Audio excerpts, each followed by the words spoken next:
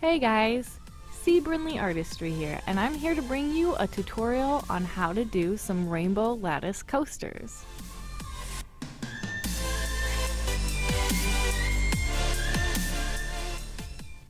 I decided to use my Just For You Online UK geode coaster mold for this project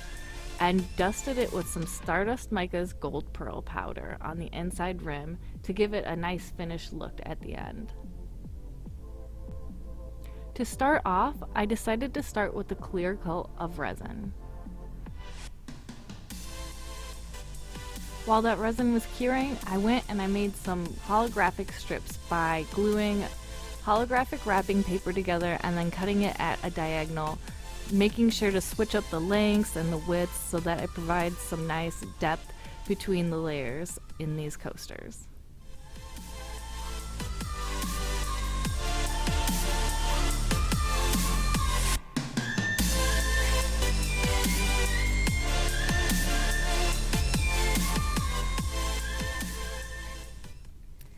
It wasn't quite as tacky as I'd hoped it was going to be, but I still went ahead and layered the first layer of lines in,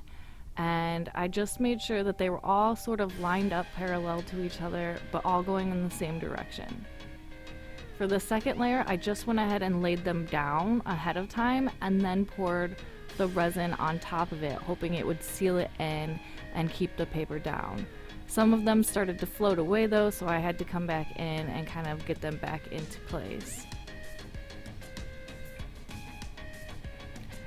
This first set was only 2 layers because I had accidentally actually poured a little too much resin for myself when making these coasters the first time around, but I still wanted to show you guys the results. I really love the edges on these coasters because they are transparent from one angle and then opaque at the other, and then what kind of laid on the bottom gives it this nice shadowing effect within the coaster. But I will go ahead and show you guys the second set that I did as well.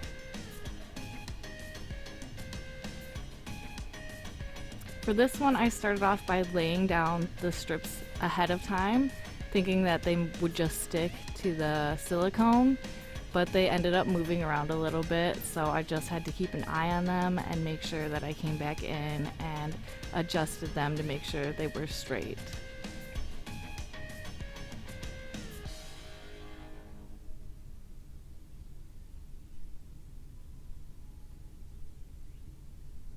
For the second layer, I was trying to get it down when it was tacky, but it actually cured a little quicker than I was hoping, so I went ahead and just did the same thing and laid them down and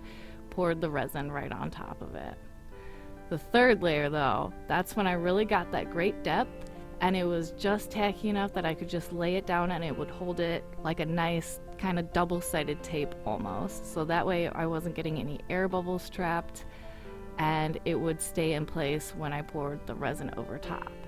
And so I went ahead and finished this layer and covered it with resin.